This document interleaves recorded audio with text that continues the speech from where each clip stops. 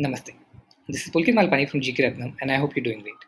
In this video, we are going to understand how the costing is calculated for any close-setting Jadau jewelry piece. Jadau jewelry का पहला step होता है उसका frame बनना.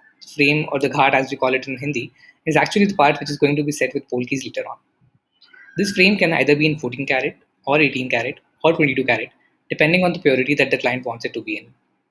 In this particular example, we have the earring pair made in 18 karat. So the weight we see out here, 8.93 grams, is actually weight of 18 karat gold. This 18 karat gold can be converted into pure gold, and the fine equivalent 24 karat gold weight can be obtained from this by multiplying with the purity, which is 76%, plus wastage, which is 8%.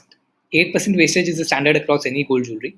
So 76 plus 8 is 84, and this is 8.93 grams multiplied with 84% will give us 7.50 grams, which is the equivalent 24 karat gold weight in this earring from the base. The next step is setting of polkis around on the top using 24 karat pure gold, which is known as kundan. Please don't confuse this kundan with polkis or kaach or billor. Kundan actually refers to 24 karat gold, which is used for setting of polkis and stones. It's not kaach, it's not billor, it's not polki.